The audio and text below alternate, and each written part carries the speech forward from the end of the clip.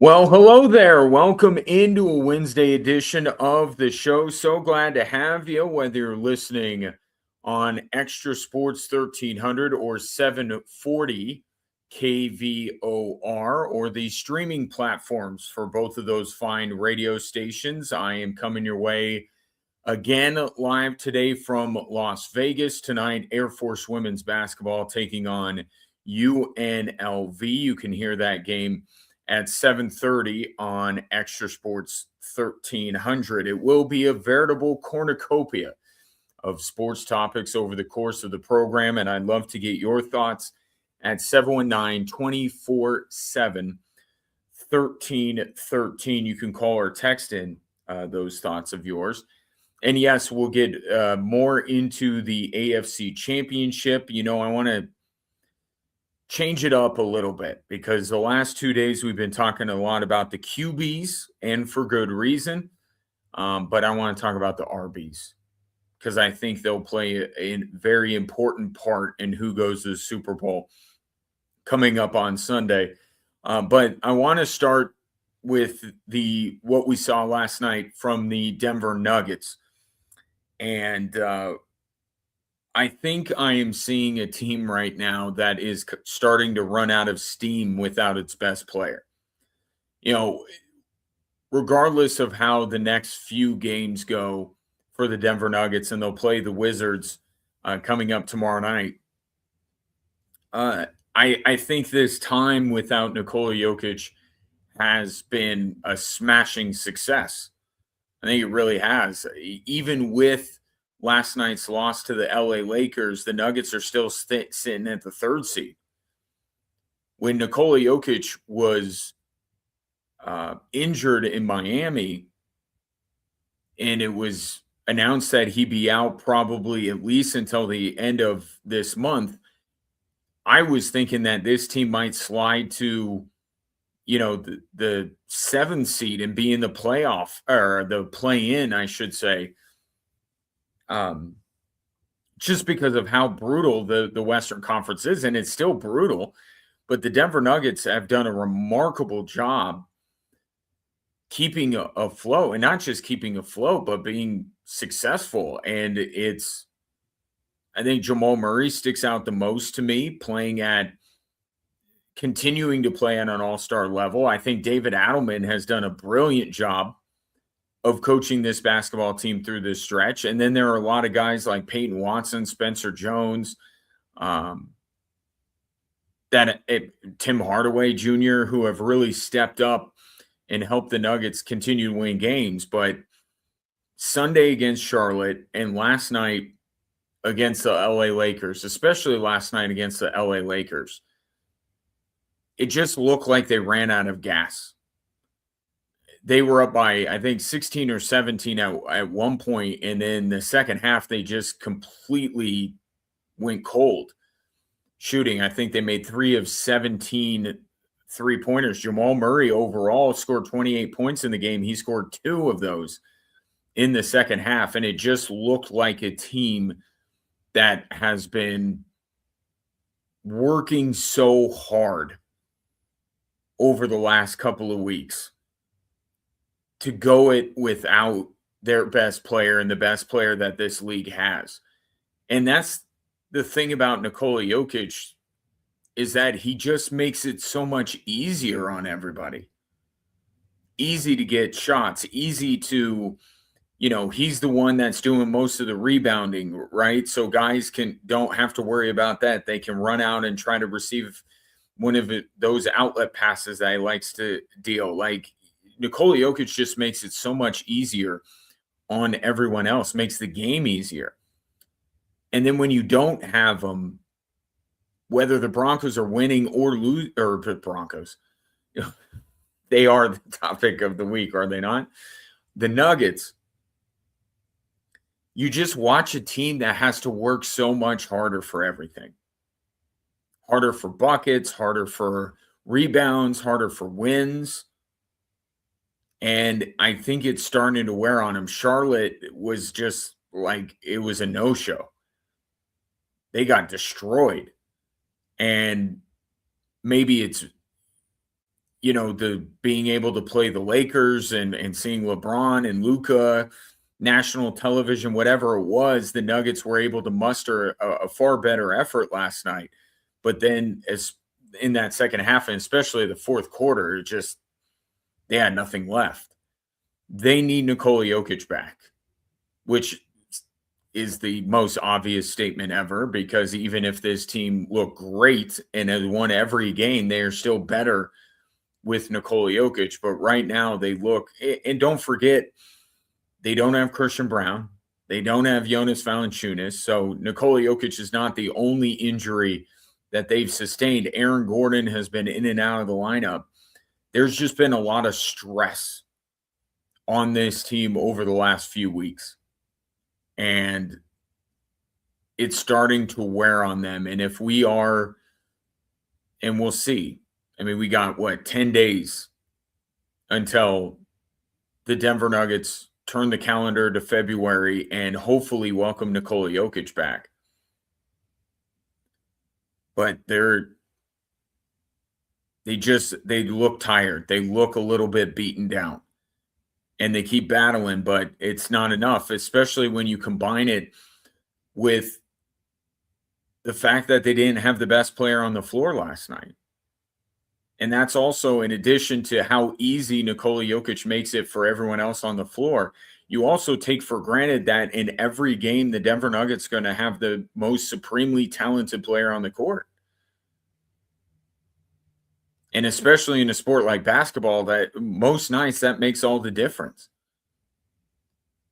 So you have the Nuggets fading in that second half last night, and then you have Luka Doncic going off for a 38-point triple-double. Not going to win games that way. Not going to win games shooting 35% from the field in the second half, and a guy on the other side of the court going berserker like Luka did last night. So in the grand scheme of things, look, this team has done far more over this stretch than I think anyone could have hoped if you're a fan or just imagined if you're a watcher of basketball. But they need Nikola Jokic back. And the old saying that absence makes the heart grow fonder. I don't think that's any more true than when you watch the Denver Nuggets the last couple of nights without Nikola Jokic on the floor. But they remain in the third spot in the West, and the Denver Nuggets should try their best to get as much home court advantage as they can. They have the best home court in the league.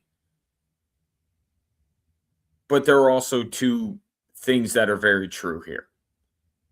One is that the Denver Nuggets are a good enough team that home court shouldn't be the be-all, end-all for them, especially early on in the playoffs. If they're the 5 seed, I don't know that it makes a huge difference if they're healthy. They should be better than the team that's in the 4th spot.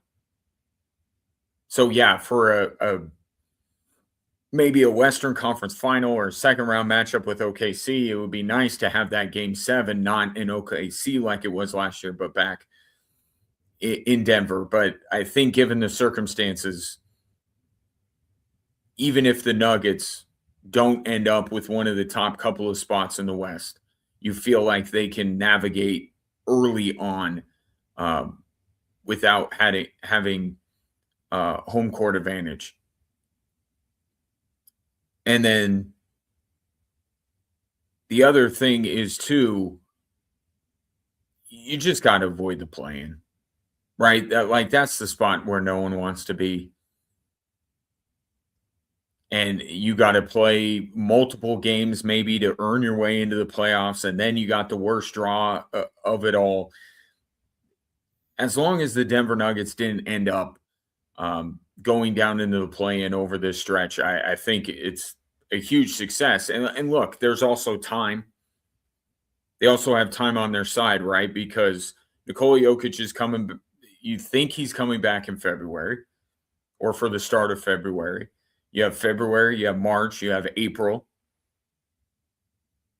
And when Nikola Jokic was healthy, and when Jonas Valanciunas was healthy, when the team was healthy, they were arguably the best team in basketball, even considering the defending champions in Oklahoma City. So as long as his rehabilitation doesn't hit a snag and he is back at the end of this month, the Nuggets should have plenty of time to make up, even if they would have lost ground. They really haven't. They're right there with everybody else in the West right now. So good on the Denver Nuggets for the way they've navigated this. Hopefully for them, they can pull out a few more wins and not do a nosedive here. But I can't say that that's impossible given the way they have played the last two games or last game and a half, I suppose. Because again, they were very good in that first two quarters against the Lakers. But as long as they can survive these next couple of weeks, get Nikola Jokic back, everything will be fine. And that was not the feeling necessarily when Nikola Jokic suffered that injury against the Miami Heat a few weeks ago. So the Nuggets fall last night to the LA Lakers. Luka went crazy. Jamal Murray was really good for two quarters last night. And this is a team that definitely needs Nikola Jokic back. Take your thoughts on the Nuggets at 719-247-1313. We will get much more into football as we progress through the course of the program. And before we get to the Broncos, the story today is about the absolute chaos that the Broncos left in their wake when it comes to the Buffalo Bills.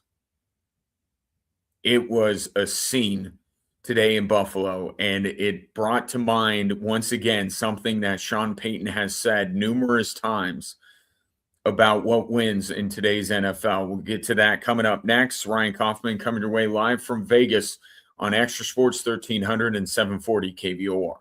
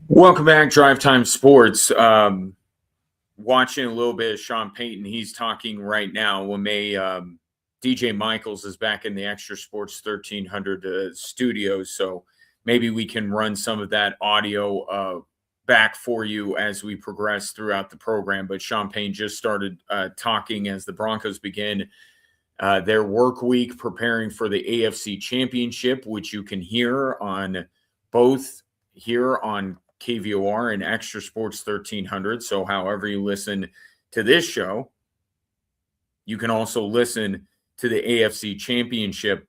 And don't forget, you can stream the game on Sunday as well through those platforms. So if you have the KVOR app, the Extra Sports 1300 app, you can listen there as well. So you make sure that you don't miss any of Sunday's game. Both games. Don't want to leave out you Seahawks and Rams fans. Although I do want to get into that conversation coming up in a little bit as it pertains to the Denver Broncos. We did this when the Broncos were getting ready to play the Bills. So I'll just plant the seed right now, and then you can think about it and let me know. Who'd you rather play in the Super Bowl, the Rams or the Seahawks? So be pondering that. In the meantime, Sean Payton has to own up to what he has done,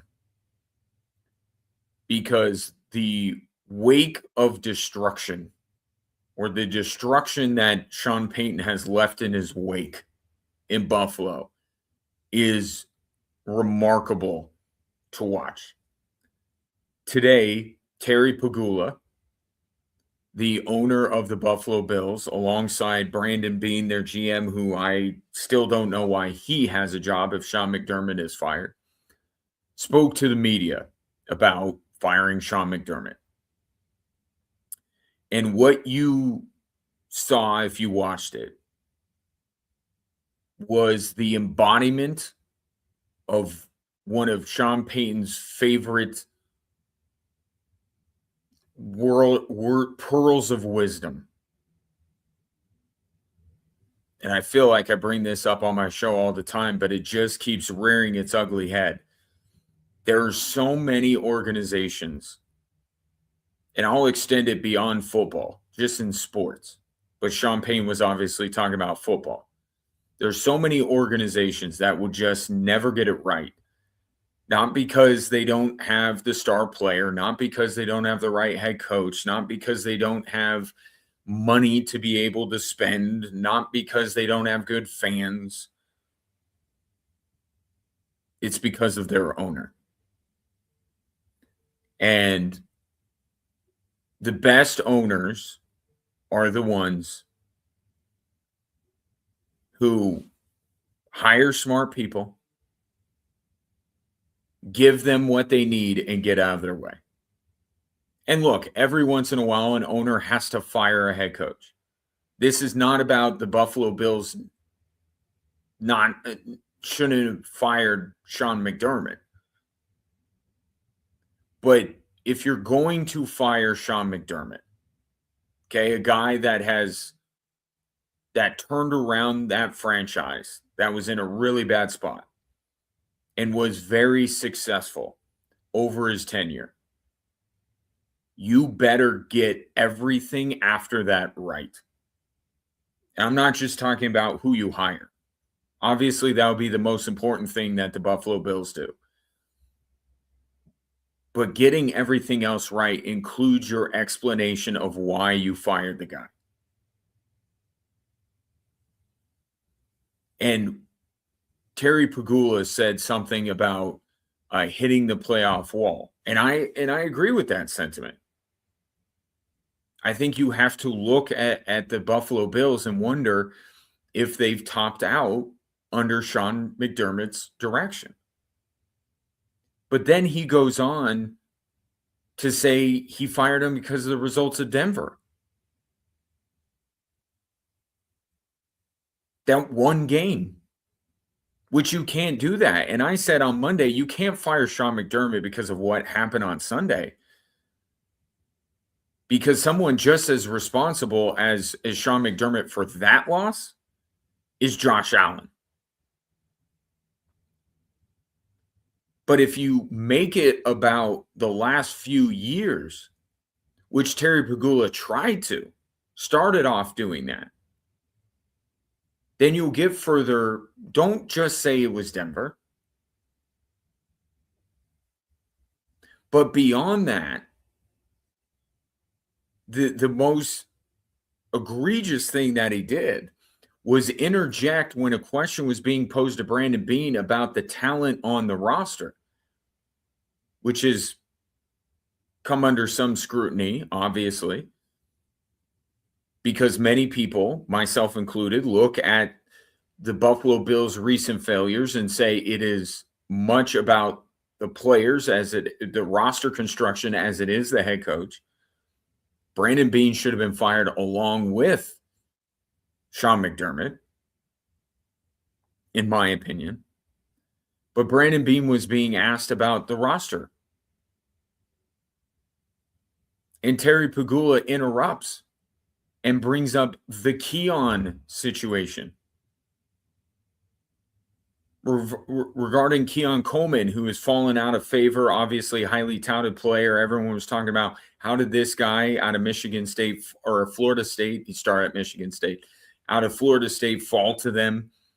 What a weapon for Josh Allen. He's just never materialized. In fact, he was a healthy scratch in hockey parlance the week before the Bills played the Denver Broncos. So Terry Pegula jumps in and says that and claims that Keon Coleman was the doing of the coaching staff and that Brandon Beane was just going along with it. Being a team player is what he said. Okay, first of all, don't throw an active player on your roster under the bus like that. You can't do that. Because now Keon Coleman's as good as gone. And whether Bills fans will lament that or not is beside the point. You can't keep Keon Coleman on your roster. And the ripple effect it has, how many Bills players are like, man, he's throwing Keon Coleman under the bus. What is he going to do to me? So that's the first thing. And then the second thing is there is visual evidence from the combine of Brandon Beane talking about how Keon Coleman's slower 40 time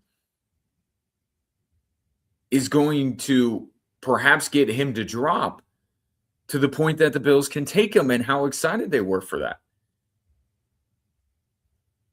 So either Terry Pegula didn't see the video and Brandon Beane told him, hey, Keon Coleman's not on me in order to save his job, or Terry Pegula is just flat out lying. Now, I think it's probably the former, which doesn't speak well to Brandon Beane, that he would lie and say it was his coaching staff that wanted Keon Coleman and not him when the video is circulating around social media.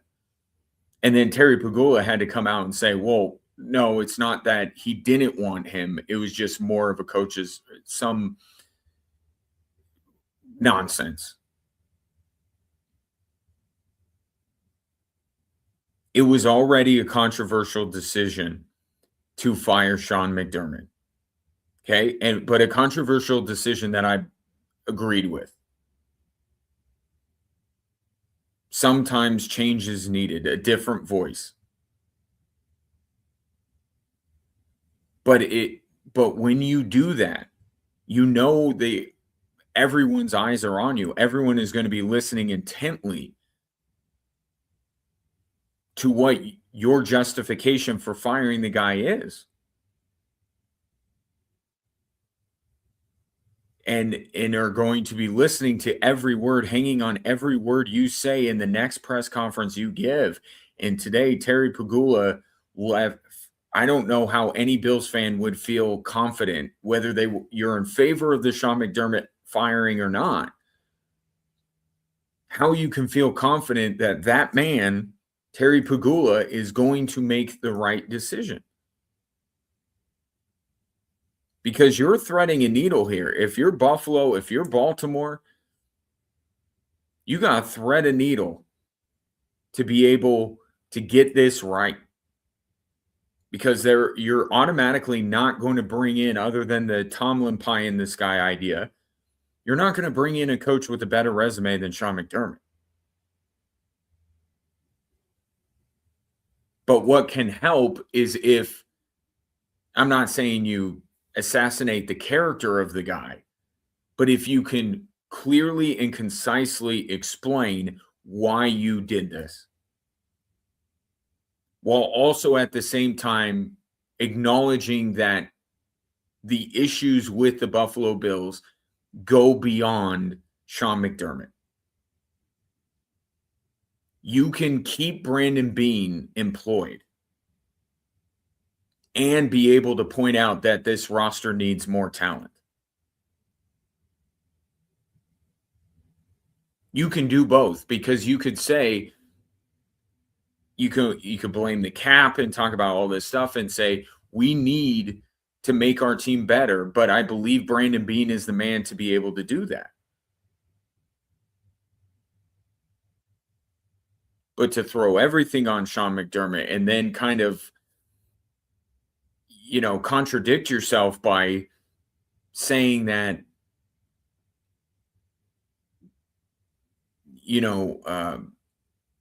saying that it was about the playoff wall, and then it was about Denver, and then brings up the Brandon Cooks thing, which is not helpful. I mean, you can have your opinion on it,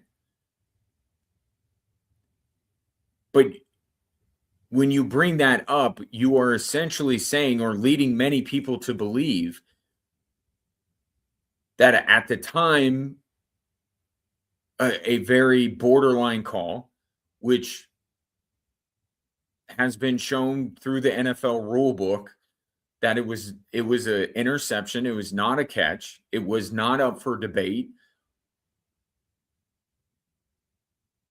And you're saying that call, which was correctly adjudicated on the field in that game, that's the call that you're firing Sean McDermott because Brandon Cooks couldn't hang on to the ball, or because the Calvin Johnson rule is in effect? You got to come out there. I'm not saying you read from a script, but you got to come out better, more prepared than Terry Pagula was today. And he has engendered no confidence that the Bills are going to get this right. And they're not going to continue and maybe even further squander an amazing talent in Josh Allen. It was a sight to behold. And again, it's all Sean Payton's fault and the Denver Broncos. The Bills are in disarray. And it's like, before that was a super desirable job. I mean, football town, passionate fan base, one of the best quarterbacks in the league, a team that with a lesser version of themselves has still advanced in the playoffs. That's a desirable job. I don't know if it is as much anymore. And Sean Payton was right when he talked about how there are a lot of teams in the NFL that will never win because of their ownership situation. And I didn't really, despite the fact that Terry Pagula also owns the Buffalo Sabres, I'm acutely aware of that franchise's plight under the same leadership. Even with that, I thought that the Buffalo Bills this year could go to a Super Bowl. Now they look like they are in complete disarray. And now they look more like the Sabres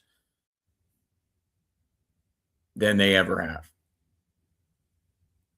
719-247-1313. Coming up next, speaking of organizations that you may not believe in.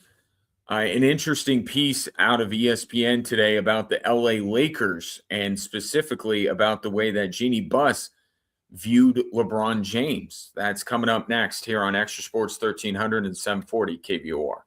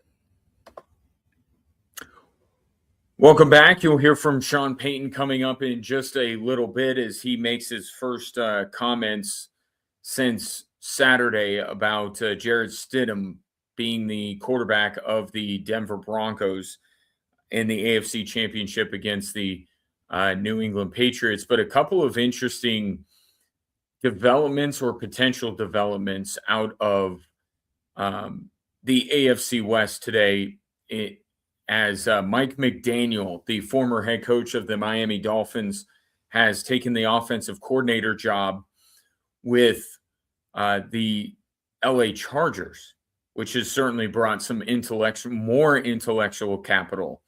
You already have Reed and Harbaugh and Peyton, and now you're bringing in Mike McDaniel to the mix to take over the helm. A really interesting move. I thought that Mike McDaniel would be perfect for the Detroit Lions to run that offense. This is the next best thing. And it's partly Jim Harbaugh. It has to be said. There are a lot of great things about Jim Harbaugh. He is not an innovative offensive mind. And the offense with Justin Herbert, who's a supremely talented quarterback, felt a little archaic at times, predictable, vanilla. So bringing in Mike McDaniel, who, when he was the OC with San Francisco, was incredibly creative. And then when he first got to Miami, I mean, they were talking about him like revolutionizing the league almost with the way he had the Miami Dolphins. Well, I don't have to tell you, if you're a Broncos fan, they put up 70 on the Broncos. So this is a big get. This is a big get. But along with that, this has got to be it. This has got to be it with Justin Herbert. And we just saw a quarterback that we were so sure was going to be able to get to a Super Bowl, or at least many people were so sure that Josh Allen would be able to get to a Super Bowl, or just not even this year, just that, like, the premise of, oh, of course, Josh Allen at some point is going to get to a Super Bowl. I don't know if he is now. And Justin Herbert's lower in the pecking order than Josh Allen is. And I guess we're not talking about necessarily Super Bowl with the Chargers, but the idea here is,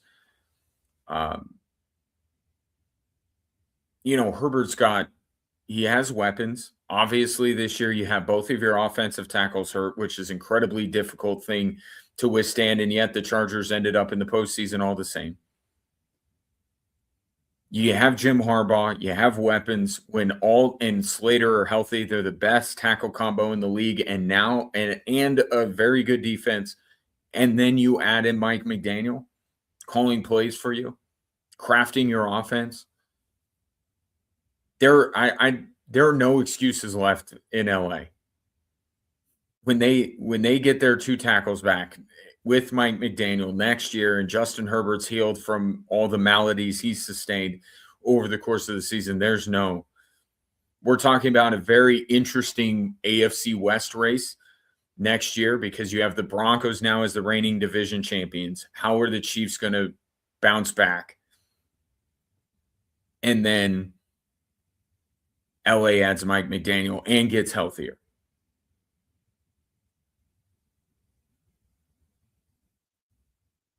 I can't foresee what possibly could be the excuse with the LA Chargers to not win the AFC West next year.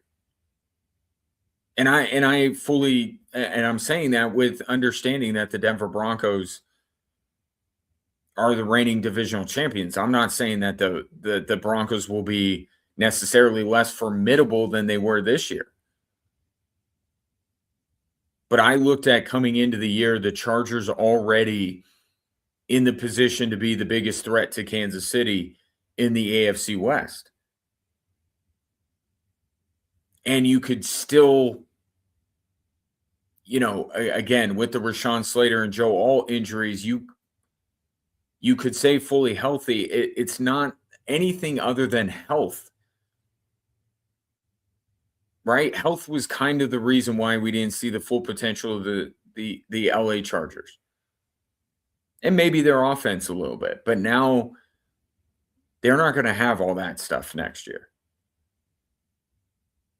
The Chargers got to be in this thing. The Chargers may need to win the AFC West because I don't know what Kansas City is going to come out of this offseason with. I know the uncertainty surrounding Patrick Mahomes and when he's going to come back. Now you have the injury to Bo Nix, which obviously should be healthy for next year, but where do the Broncos finish up this year? How's their roster look? Bo Nix coming back, all this kind of stuff. There's a lot of uncertainty, and the Chargers should be able to be right there in this division. So I think that is a tremendous get for them. But if it can't work next year, I don't know that it's ever going to. Going to have to look deeper because they got Mike McDaniel, they got Jesse Minter. We'll see if Minter gets a head coaching gig. Jim Harbaugh, the best tackle duo when healthy in the National Football League. Promising young running back in Amarion Hampton.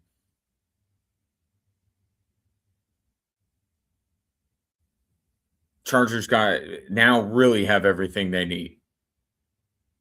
So there's going to be a lot of pressure on the Chargers because the expectations are going to be high for next year. And then the team that gets left out of the conversation a little bit when it comes to the AFC West, and that's the Raiders.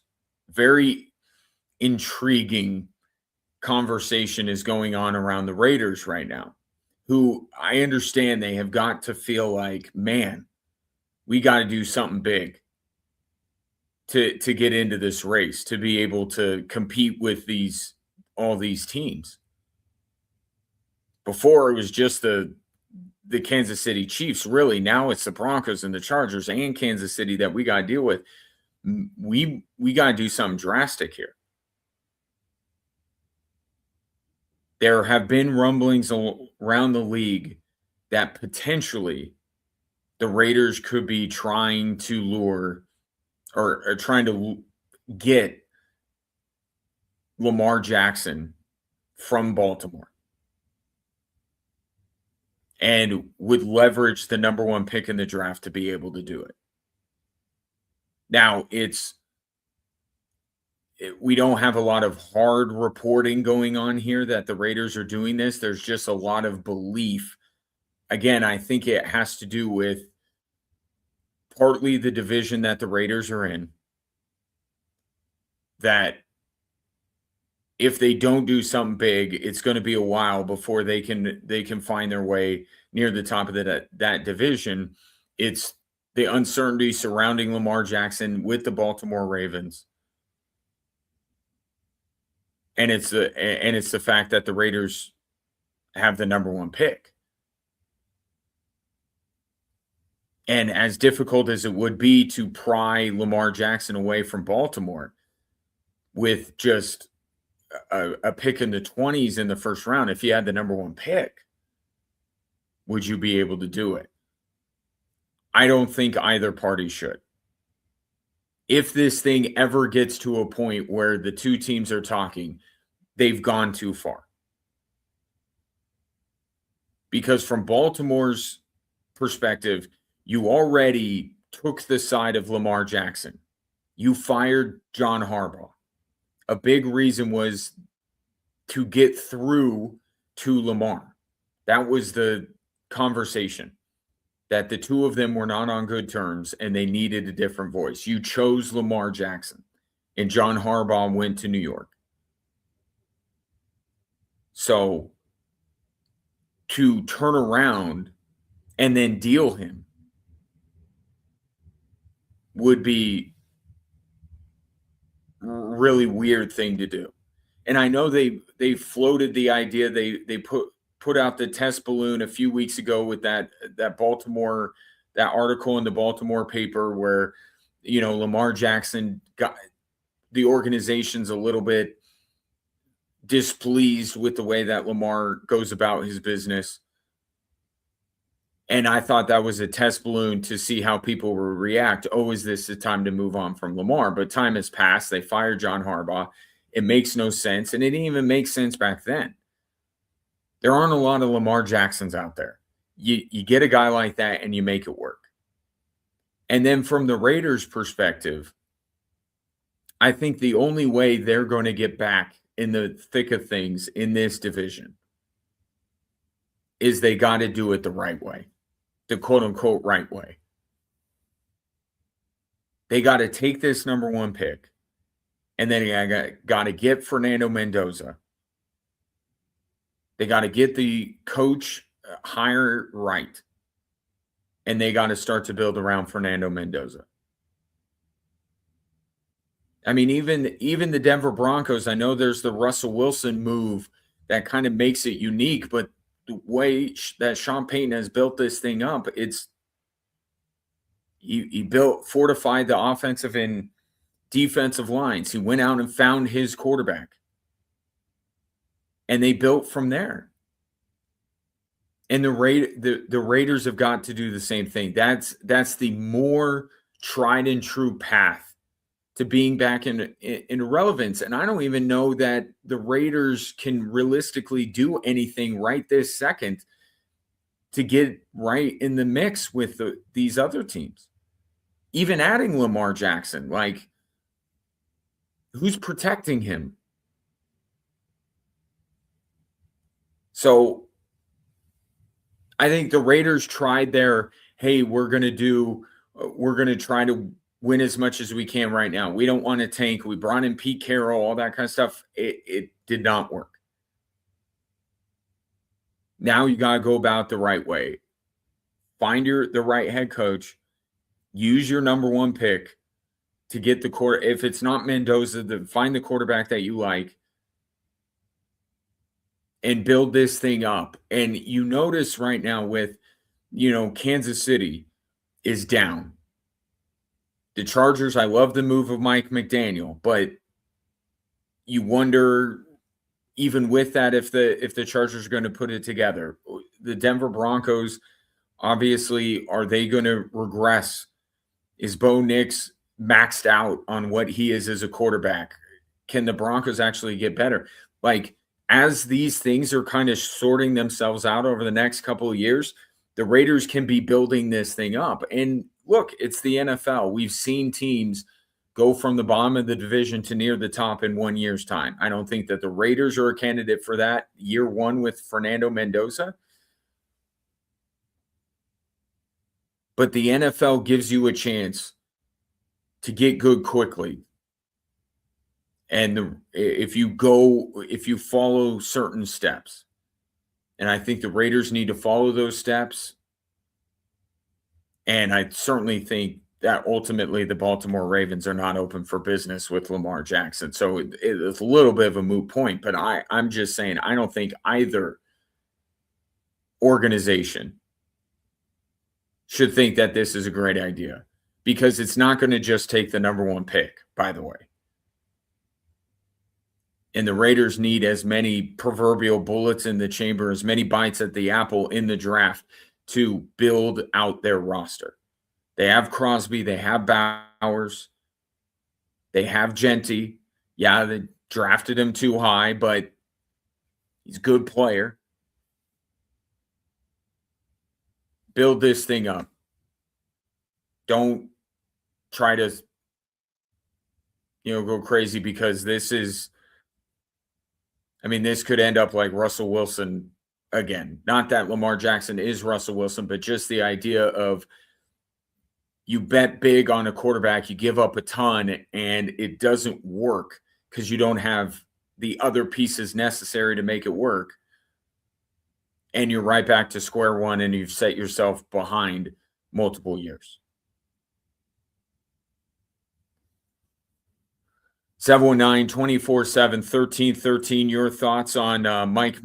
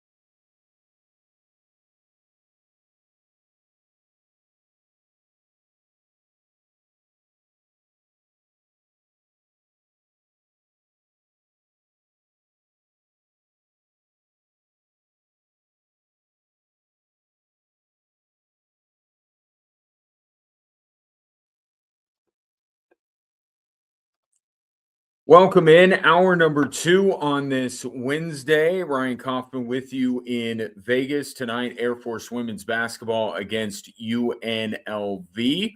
So that would explain the different backdrop that I have for the show. Really, the last couple of days, if you're watching the show on the live stream, whether it be the Extra Sports 1300 social media platforms or 740 KVOR's Instagram, Facebook, Twitter. If you follow either station on any of those platforms, you can watch the show on a daily basis. And while you're there, feel free to drop a comment because this is an interactive experience.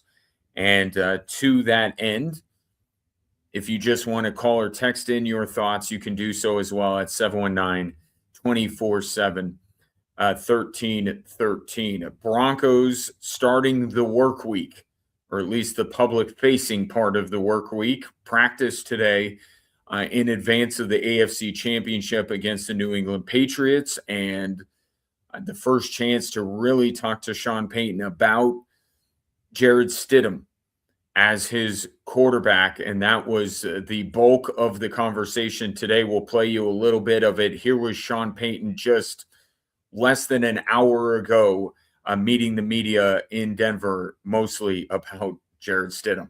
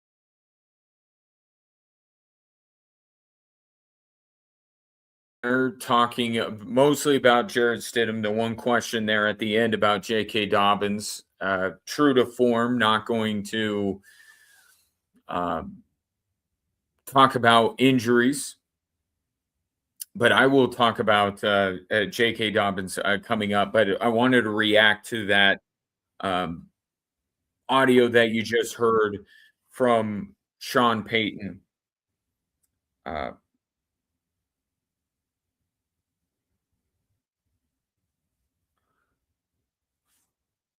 the not changing a lot of the offense for Jared Stidham, or maybe only slightly tweaking it. Like, the point is that Jared Stidham is such a good fit for Sean Payton's system,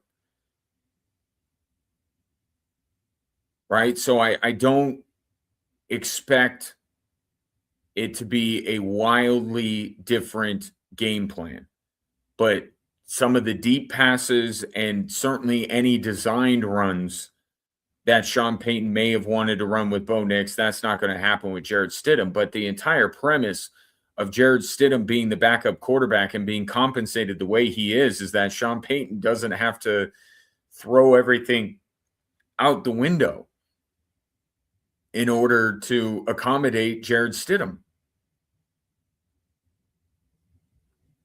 Now, will he, I don't know what percentage of the playbook, but there will be some margin though in the margins here where Sean Payton may go from this play to that play, or do something like that. And I think he revels in that chance to be able to do that. He's going to accentuate and try to highlight what Jared Stidham does best. But this isn't the Broncos completely revamping what they do. It's going to be a lot of the same stuff that you come to expect from the Denver Broncos on a weekly basis, and that's why the Denver Broncos paid what they did for Jared Stidham. Now, to the J.K. Dobbins aspect of this, one big thing to me in this game are the running backs of these two teams and how they perform. For the Broncos, it's pretty obvious, right? You want to take the pressure off of Jared Stidham early in the game, but throughout the game as well. You need to have balance in your offense. You need to run the football. And I don't think that they ran the ball enough against Buffalo. I really don't. I thought they could have ran the ball more, kept the ball away from Josh Allen more. It's just that when Josh Allen stepped back onto the field, he gave the ball right back to Denver. So it turned out fine, and there are a lot of other good things that the Denver Broncos did. I don't think they ran the ball enough. I don't think they ran it enough against the Buffalo Bills, and I think they're going to have to, and it's this perpetual thing with Sean Payton, because he's not going to he's got to remind himself to run the ball. He has to write it at the top of his play sheet, but I think he needs to even go further with this on Sunday, because I think it's a huge key to taking pressure off of Jared Stidham on Sunday. And then on the other side, for the New England Patriots, we were talking about how vaunted the Buffalo Bills rushing attack is. Like, during the regular season, New England rushed for more yards than Buffalo did. So if we're getting beyond the concerns regarding Jared Stidham, the Broncos' ability to stop the run is once again this week going to be another one, because they do it with multiple running backs and Ramondre Stevenson and Travion Henderson, but they run the ball just as effectively, if not more so, than the Buffalo Bills do.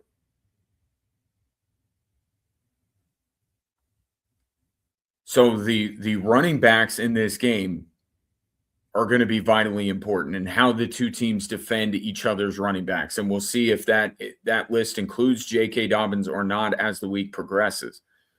But I think that the Broncos, in some way, they need to take a lot of what we talked about leading into the Buffalo game and just go further. Right? I think the Broncos overall ran the ball effectively against the Buffalo Bills. They need to run it more and just as effectively against the New England Patriots. And conversely, They need to defend the run better, certainly better than they were able to do against Buffalo if they're going to win this game. Because I don't expect Drake May to turn the ball over 5 times. The one other aspect here and of Jared Stidham and his connection to the New England Patriots. I think part of and I've heard this from some having conversations with some people over the last couple of days. The idea that the New England Patriots that teams aren't as familiar with Jared Stidham as they are Bo Nix, right? Well, I don't know that that applies here because Jared Stidham played for New England. You heard Sean Payton mention Josh. That's Josh McDaniels.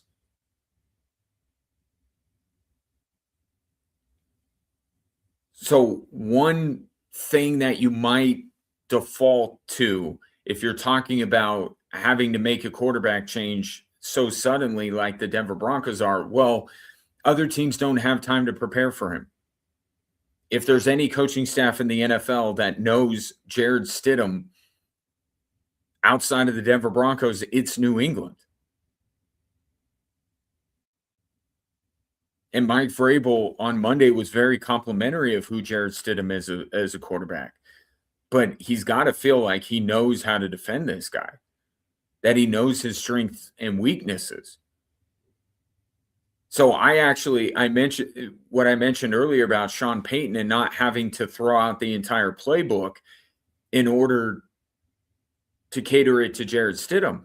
It's kind of the same thing for New England. Yeah, there are some Bo Nix specific things that the Patriots would have had to plan for that they're not going to, and they'll have to replace those with Jared Stidham things. But I don't think it's wildly different. Because they know Sean Payton's system, because Jared Stidham's a perfect fit for the system, and because they know Jared Stidham. So the preparation aspect of this game, I think, could be a little bit overblown. New England knows Stidham as well as anybody not on the Denver Broncos. And Sean Payton brought Jared Stidham in specifically because of what he could do within his offense with him calling plays. So in that way, I don't know that it's radically different, the build up to this game as opposed to an alternate reality where Bo Nix is getting ready. In fact, Bo Nix might be, there's less knowledge about Bo Nix potentially than there would be Jared Stidham.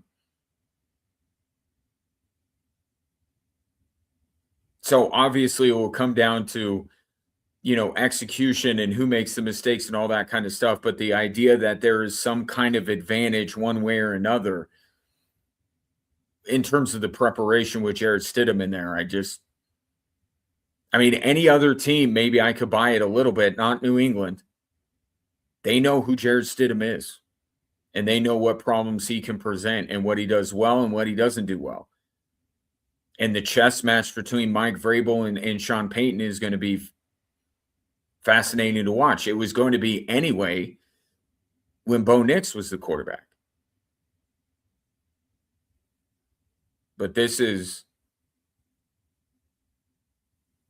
going to be a battle of wits for sure. But the idea that either team has to reinvent the wheel in order to prepare for Jared Stidham being the quarterback of the Denver Broncos, I don't see it. 719-247-1313. Take your reaction to what Sean Payton had to say regarding Jared Stidham, why he's on this team, and if he has to do anything different with Stidham as the quarterback. We'll continue with this Wednesday edition of Drive Time Sports coming up next on Extra Sports 1300 and 740 KVOR.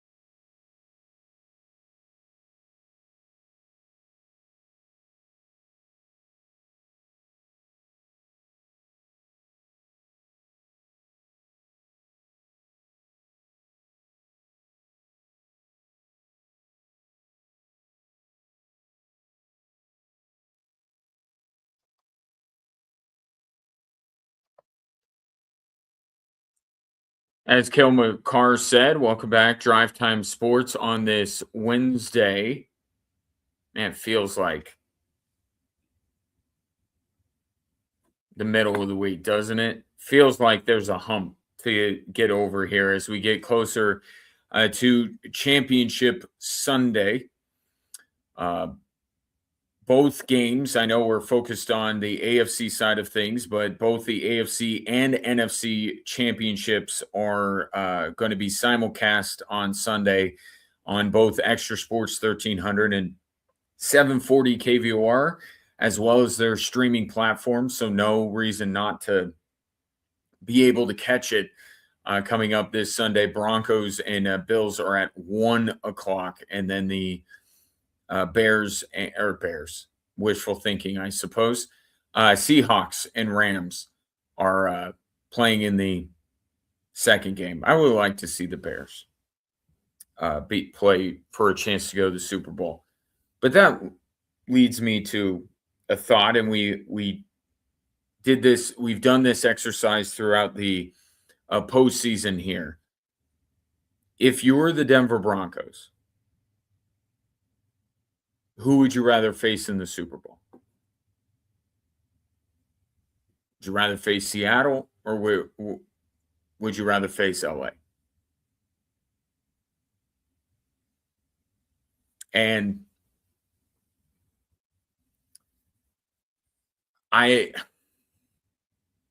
my opinion is subject to change on this because it's an evolving situation.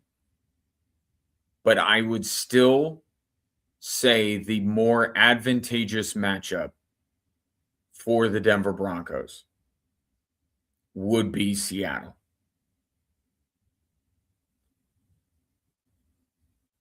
And it's as good of a coach as Mike McDonald is. It's having the advantage with Sean Payton over him. It's about the pass rush getting to Sam Darnold. I mean, look, we're at the point we're at the NFL's Final Four. Like none of these four teams are good matchups, right? And I'm sure Seattle or LA fans would say they'd probably rather play Denver in many ways because of the Stidham news. But the fact of the matter is, these are all really good teams. So to say that you would rather face Seattle is going to sound like a slight on Seattle. It's just Matthew Stafford on that stage. I've seen it. Haven't seen Sam Darnold on it.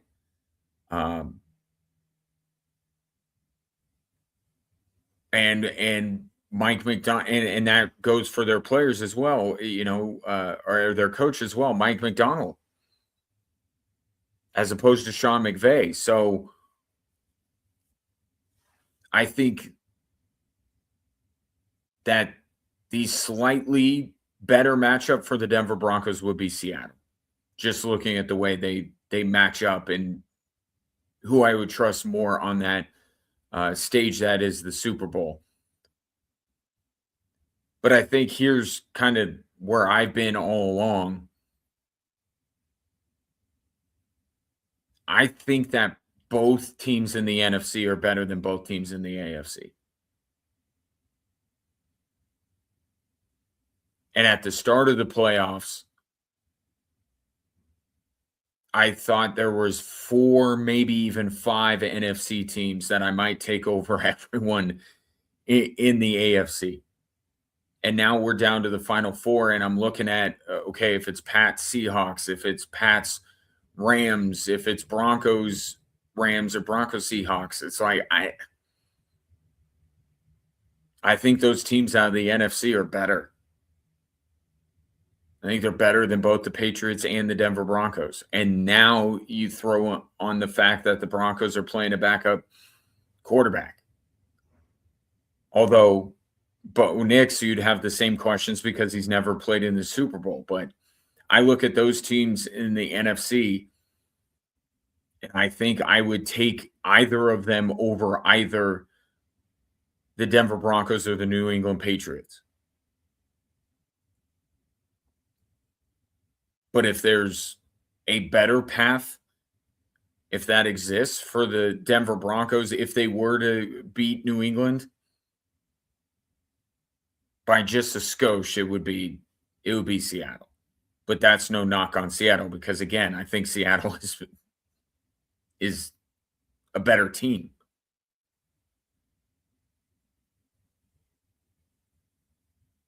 But it is the Super Bowl, so it's like not that you're just happy to be there, but I mean, come on, you got to the Super Bowl, you take your chances. I mean, we have seen some wild things happen in a Super Bowl, and there have been teams.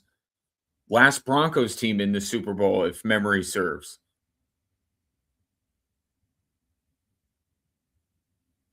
that weren't looked at as the better football team going into it, and found a way to win. But I would say that the Broncos would match up with Seattle a little bit better than LA. And LA is going to have the experience thing over everybody.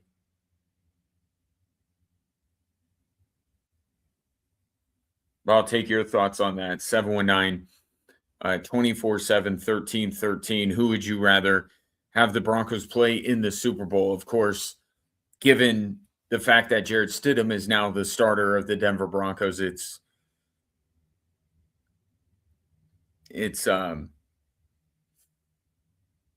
we're in more in the moment right now because we're trying to figure out whether Jared Stidham can lead the Denver Broncos. I did see this on television today, and I looked at the graphic and I listened to the talking head that was saying it, and I say talking head not disparaging because I'm a talking head. It's just the phrase I used. Um, is there pressure on the Denver Broncos? I know there's pressure on Sean Payton that he put on himself by telling everybody, watch out on Saturday after we found out Bo Nix got hurt.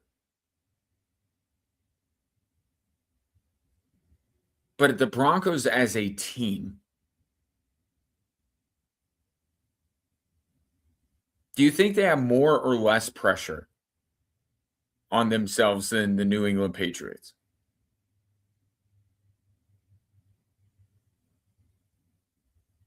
Part of me says with Jared Stidham being the quarterback, then all the pressure is off. Right? Oh, they have a backup quarterback. But I don't know, they kind of beat the team that a lot of people, including myself, thought were going to make the Super Bowl. And the team that in some way, if the Broncos would have lost to them, you would have went, yeah, but it was that team. Yeah, it was the Bills. Like disappointing, but the Bills have been knocking on the door for years. They have Josh Allen. It was their time. It's not Drake May's time. He just got here.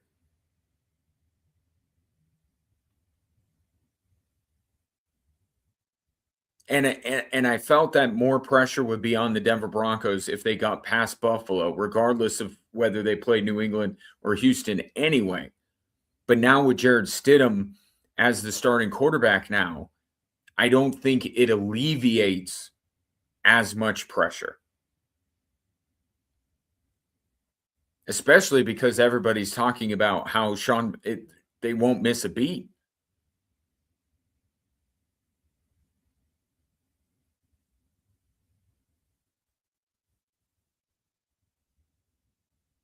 Like Jordan Palmer today was on, what was he on? Colin Cowherd's show or something, um, said that if Jared Stidham is at his best, there's no difference between he and Drake May. Like we do this throughout the week. I think there's going to be a course correction coming up.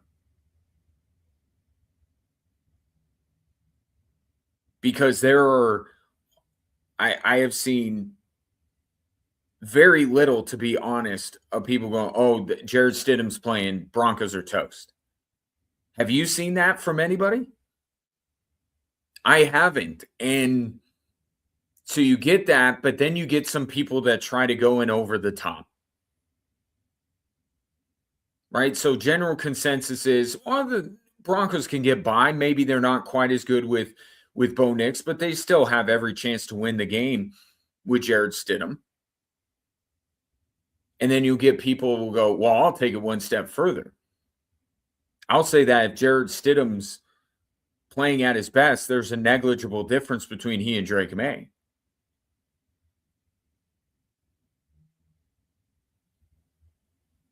It's getting to the point where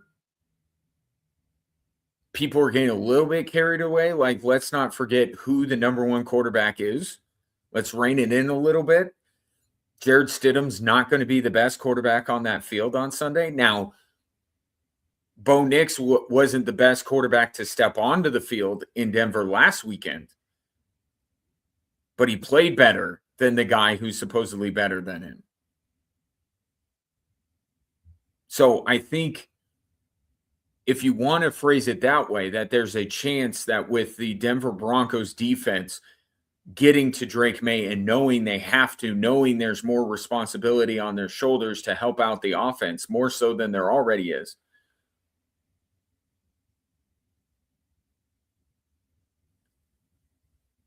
If you told me that Jared Stidham could all in all have a better day than Drake May on Sunday, I'd buy that. But that would be as much of a byproduct of the way that the Broncos defense played against Drake May as opposed to Jared's, as much as it is Jared Stidham and the way he plays. Jared Stidham's not a better quarterback than Drake May, not more talented. So if he's at his best and Drake May's at his best, I'll take Drake May.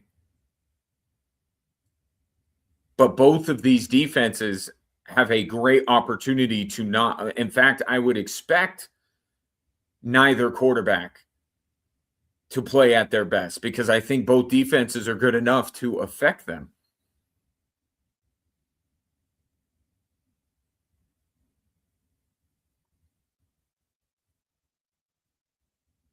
But all that being said, I think there's still more pressure on the Denver Broncos. That Jared Stidham didn't alleviate all of that. New England's the team that just arrived with Drake May. They're going into Denver. If there's more pressure on one team or another, it's got to be Denver. But I would say that there's a little less pressure than there would have been before the Jared Stidham news. And now I think people are building in a little bit of like, all right, if the Broncos don't get this done, there's going to be a little bit of a reason for that. But I still think they have more pressure on them than New England does. And it's just until we get that course correction and people start to go against the Broncos later in this week and course correct and say, okay, we were a little bit too high on Jared Stidham. Now we got to dial it back a little bit. I think the pressure's going greater because there are a lot of people out there that don't think the Broncos are going to miss a beat with Jared Stidham. And as much as I think Jared Stidham and Bo Nix are comparable, I can acknowledge that the Broncos are taking a little bit of a step back with Jared Stidham as their quarterback. Take your thoughts on that. Who has more pressure, Broncos or Patriots? And who would you rather see in the Super Bowl?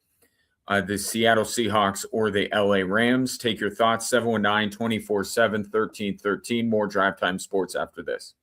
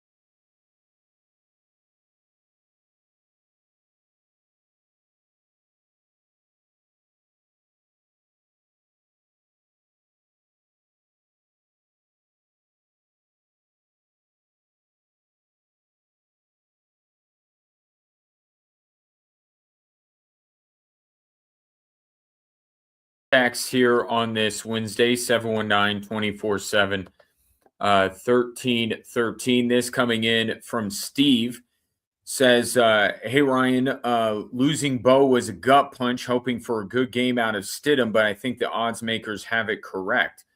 It's funny you bring that up, Steve, because I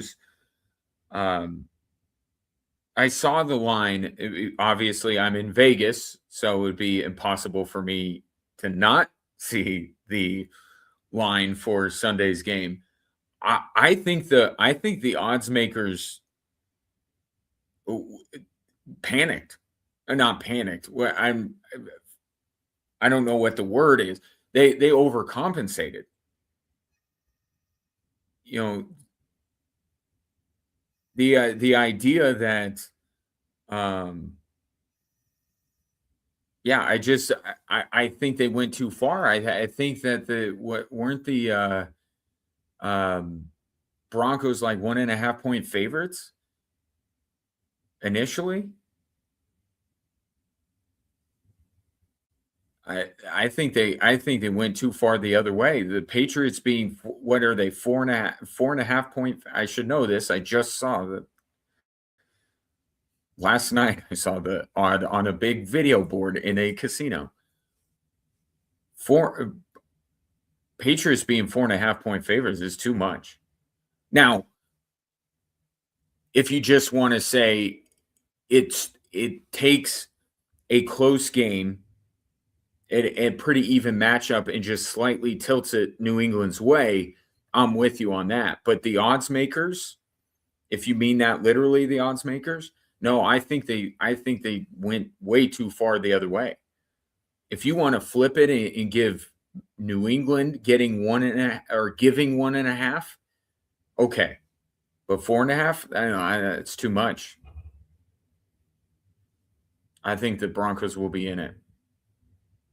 But and look, the next couple of days we'll have our predictions and all that kind of stuff.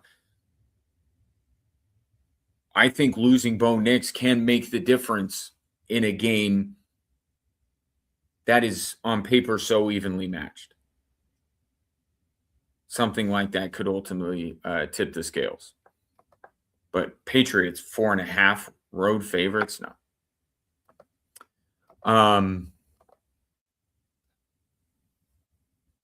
This is coming in from the 719. Hi, Ryan. I think New England has huge pressure on them right now. How can you go into the Denver championship game and come out a loser against a backup quarterback? Your first time without Belichick and Brady and a shot to go to the Super Bowl, and you let a backup quarterback keep you from doing that. They have a huge, huge, huge pressure on them, way more than Denver.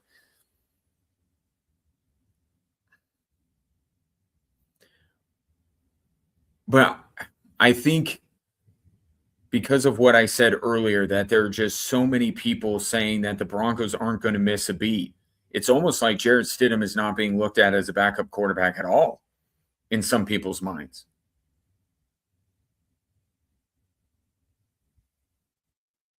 I think they're saying that the Denver Broncos will be just fine. So would it be bad on the New England Patriots that they weren't able to go clear across the country on the road to beat a team that's not missing anything? Now, stay tuned, because like I said, I think the pendulum will swing back the other way. I think you're going to have more national pundits coming out and being like, well, yeah, Jarrett Stidham's pretty good as a backup, and Sean Payton is Sean Payton, but come on now, he is a backup quarterback, and starting to put it more the other way. And as far as this being the first trip to the playoffs without Brady and Belichick, that means there's less pressure. Right? That would lead to a team just being happy to be here, which I don't think that the Patriots are.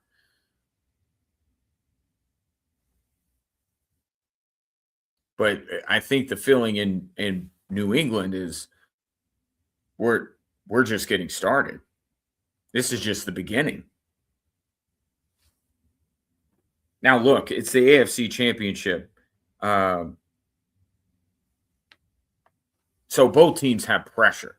Nobody's playing with house money here. But I think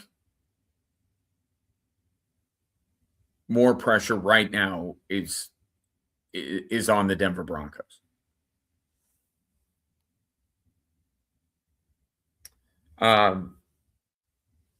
DJ, who's producing the show today, told me this because he is a Raider guy, intently aware of what Max Crosby says. Max Crosby talked about Jared Stidham in that San Francisco game that actually Sean Payton referred to earlier for the Raiders when he threw for 300 yards and 3 touchdowns. Sean Payton mentioned that earlier as the game that kind of got his attention. And yes, to DJ's point, San Francisco was a very good team that year.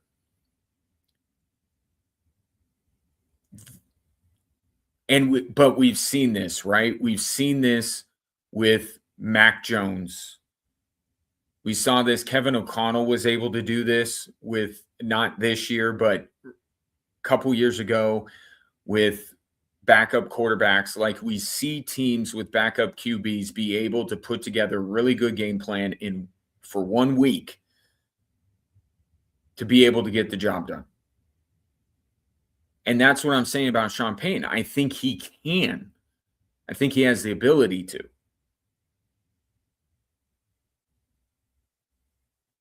It's over time that a quarterback shows himself to be maybe not either a franchise guy or a starter or what have you.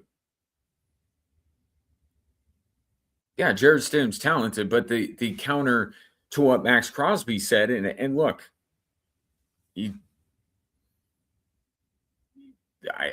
those are really good numbers. Why didn't somebody sign Jared Stidham to be their starter? All of the teams in this league that are desperate for a quarterback, and it's Sean Payton gobbling them up to be a backup. We have to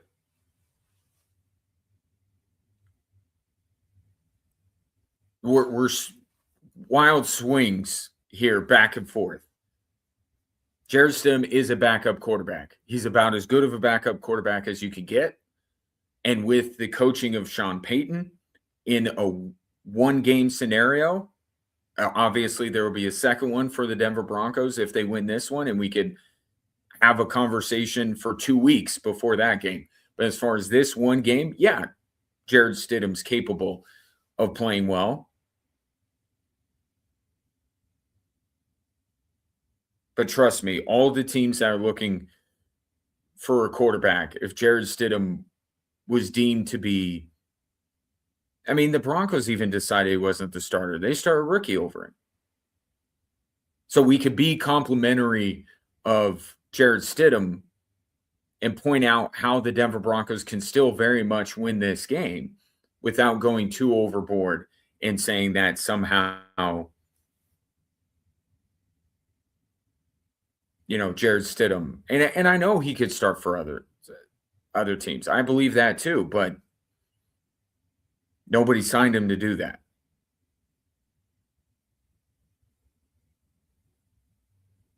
Just all calibrating. That's all we're doing. We're calibrating. Got 2 more days to do it. This text coming in as well. Sam Darnold could be a bust, but I think Denver could match up against the Rams defense better than the Seahawks. I think that would be a valid reason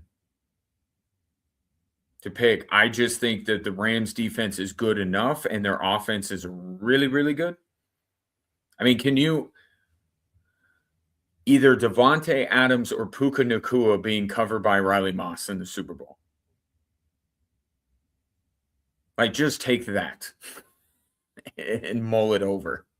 Riley Moss covering Devontae Adams or Puka Nacua. I think Seattle's defense is absolutely better. I think you're 100% right on that. But Jared versus the pass rushers that the Rams have, and the Rams are a good defense.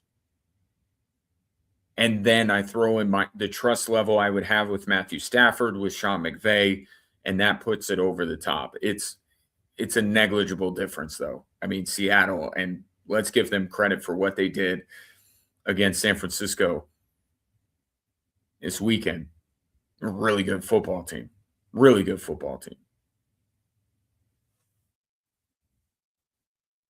I'll say Seattle's by a skosh. The better matchup for the Denver Broncos. But of course, they have their hands full with the New England Patriots and having Jarrett Stidham as their quarterback. What else? Yeah, I think. This story from LA. I'll get to it here. ESPN came out with a piece today about some of the issues that have existed within the Los Angeles Lakers franchise for the last few years. And it led Jeannie Buss, obviously, to fire her brothers. And it led to the eventual sale of the team, or a majority stake in the team, to Mark Bartelstein's an agent, but to the guy who's part owner of the Dodgers. And first of all, this is why I don't like teams being handed down to kids. The scions. And it's one of the beliefs I've had. I said this when the Broncos were going through all their stuff. It may be in their best interest to be sold to an outside party. And look at where the Broncos are. There's no question they are better off right now than they would have been if one of Bolin's children would have gotten this team. It's like an episode of Succession. You have multiple kids, multiple scions taking over the organization. They're going to be bickering. They all want to be the main person. And there's some question on whether they're capable of running an organization. So that part doesn't surprise me. Neither really does the part that Jeannie Buss has kind of turned on LeBron James. And it's being said in there that she thought his ego got outsized. And she didn't like how everyone felt like LeBron was saving the Los Angeles Lakers. I can understand where that resentment would grow. Here's the problem. You placated his every whim. You hired J.J. Redick. You drafted Bronny.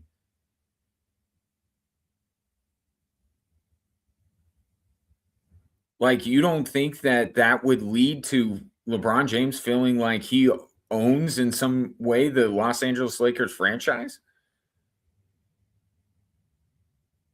And he did choose you. There was no reason from a basketball perspective for LeBron James to choose the LA Lakers, but he did. And he saved that organization. So I understand why she may have turned on him and why LeBron James's ego may have gotten out of control, but how do you think it got there?